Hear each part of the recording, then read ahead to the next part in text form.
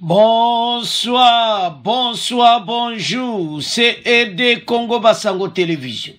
Comme toujours, avant de commencer notre émission, nous disons merci à Dieu.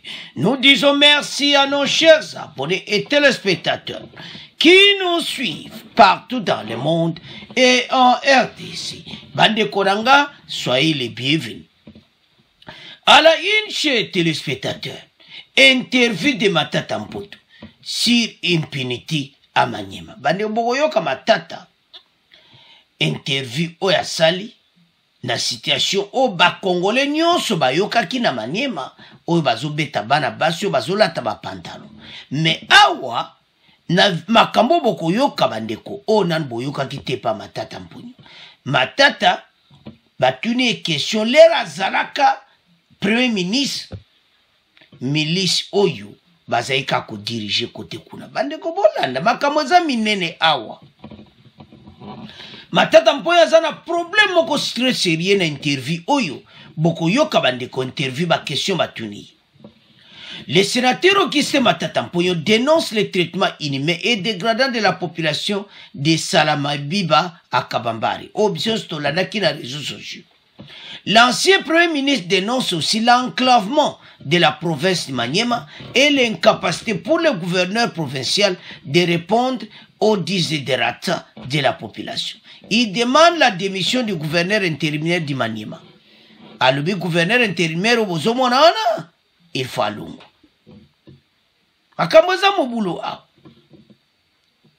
Alors, je pense que le gouverneur actuel de Maniema aime sa province et aussi aime son pays.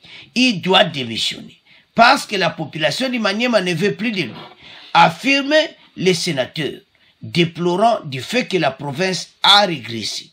L'exploitation illicite des sites miniers, l'enclavement de la ville de Kindu. Auguste Matata Mputu s'entretient avec Michel Kifinango. Bogoyoka Matata Mputu interview. Bandeko, eza passé. Makambu oyo balobi na Matata awata bogoyoka boloba. Asuki bela asuki si parce que Matata a raison. Na oezo le kana Maniema. Mais c'est quoi problème eza nini? Le passé ya Matata et continue interview oyo. Gouverneur oyo ba gouverneur Maniema bango nyonso balongwe longwe yepe kalata ko longwa kaka po na mona makambo te on dit tozongi na état colonial wana kudali ko commenter mingi te po ba congolais bele balanda ki nde ba obeta bato. Mais abugo yo ke interview basali ne Matata interview Matata oyo kaka moto epeli to comprendre la situation. Le gouvernement oyo ya Maniema ezamawa. Gouverneur aliboso ba problème yewana mwisa ya sasa ba détournement. Gouverneur musudon ozomona ke Maniema don mawatru. Alors Matata Mputu azana problème awa bandiko batuni question ba milice oyo bazalaka gouverneur azane na faute toyebi na biso mais gouverneur siko atuni yepe question ame ba malaika oyo leyo za premier ministre bazalaka ya to lobake mabe oyo ba sala mboka yango zo continuer parce que soki lera Matata bango ba milice ba désarma ki bango makamyo sesili mais bokoyo ko Matata koloba Matata zoloba ke ba milicien wana bande ko interview moko osakanati ba milicien wana na lera Matata Mputu premier ministre ba désarma ki bango ba kota ki zamba mais bolanda ki bango ou bien bolanda ki bango te watu zana na Matata po na interview na peto koya na gouverneur makambo za minene awo. Po ye gouverneur ayibi ke milice mutu wa diriger Kabambari. Ozomona Salamabila oyo eza na Kabambari eza musikati na ville ya kindeba o explique. Mais eloko za grave za makambo oyo ezoleka kuna gouverneur ayibi. azosala eloko te. Donc baza gouverneur moko infiltré, il faut balongola immédiatement. Mais toyokana matata ndenge azodéfendre yele azaki premier ministre ma milice ope bazalaka tolanda matata mponi. Sénateur Augustin Matata Mpogno, bonjour. Bonjour. Vous fustigez des violations graves des droits humains à Kabambaré dans le Maniema. Qu'est-ce qui s'est passé concrètement dans cette province? Écoutez, je crois que les éléments d'une milice constitués des groupes armés, appelés Malaika, des milices, se sont donc permis de pouvoir déshabiller des jeunes filles et des femmes jusqu'à les blesser dans leur intimité. Et je crois que ça, c'est des choses que nous devons dénoncer parce que cela rappelle la triste période d'esclavage et de racisme inacceptable. Comment cela s'est-il produit alors que l'autorité publique existe réellement?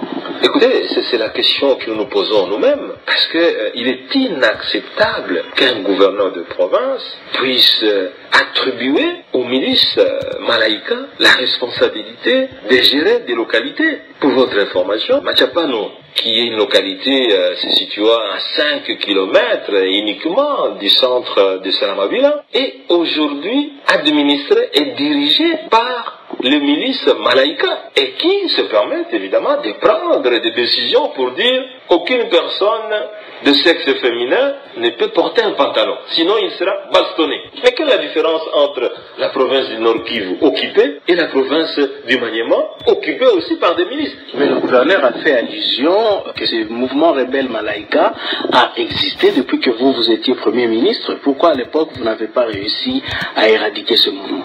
Je suis tout à fait d'accord avec le propos du gouverneur de province qui indiquait ce mouvement des groupes armés a existé à l'époque où j'étais Premier ministre. Ça, il a raison. Mais là où je ne suis pas d'accord avec lui, c'est lorsque il oublie de mentionner que ces mouvements étaient combattus et cantonnés dans la forêt. Mais la différence, c'est qu'aujourd'hui, lui a institutionnalisé ces mouvements dans la ville. Ce que le gouverneur ne peut pas dire, c'est qu'à l'époque où moi j'étais Premier ministre, on n'a jamais vu une milice en train de bastonner la population. On n'a jamais vu ça. La population du Maniema et celle en particulier du territoire du Kabambaré est totalement déçue du gouverneur et demande au gouverneur de pouvoir déposer son tablier. Le gouverneur a été élu démocratiquement. Pourquoi demandez-vous qu'il puisse démissionner alors que son mandat court encore?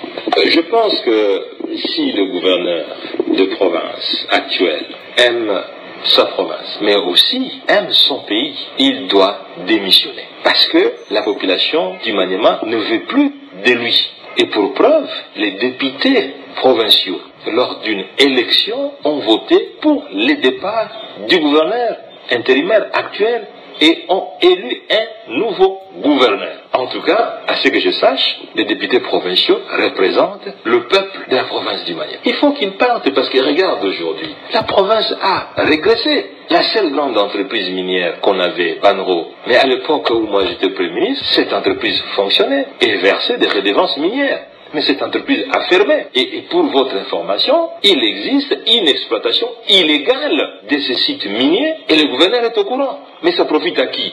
Mais il doit le dire. Et la population le sait. Deuxièmement, aujourd'hui Kindu est enclavé. Alors qu'à l'époque où nous étions Premier ministre, Kindu était relié à Lubumbashi par des trains réguliers. Kindu était relié à Goma et à Bukavu par une route. Kindu était relié à Kisangani par les voies fluviales et les voies ferrées. Mais aujourd'hui, Kindu est enclavé. Mais où va l'argent de fonctionnement de la province? Les lampes d'éclairage public, elles ne sont plus réparées. Le gouverneur ne fait rien du tout. Et la population demande sa démission. Il ne peut pas faire le mouboutisme en train de citer le nom du président à tout moment, alors qu'il pose les actes contraires à la vision de son président. Vous avez rencontré le ministre des Droits humains ici à Kinshasa. Et qu'est-ce que vous attendez de l'implication du gouvernement central dans cette histoire qui prévaut aujourd'hui et qui déstabilise la province du Maniema? Écoutez, tout ce que nous pouvons attendre du gouvernement central, c'est de protéger la population. Ça fait partie des attributs du pouvoir. Sénateur Augustin Matata Mpogno, je vous remercie. Merci beaucoup. Bande Kobolandi Matata Mpogno. lera zalaka premier ministre ba milice oyo pe bazalaka mais ya lobi ke bango basalaki boulot makasi mais soki bosalaki boulot makasi pourquoi bazali susu lelo omoni gouvernement basali 20 ans au pouvoir tale pa ba memi mboka bazongisi mboka na état colonial traite inhumain et dégradant des filles à Kabambari par milice Malaika. Comment un milice bazo diriger village wana ba konzinango moi ça kola ta pantaloti mo konza ba milice wana il faut bato bazalozare bande ko ezama ka moko awa kutu na ressources je sais panzani na gouverneur okuta zolongwa ne kaka pour makambo yo gouvernement central ba ozoba décision eza possible ti mais problème na biso en émission dos matata mponyo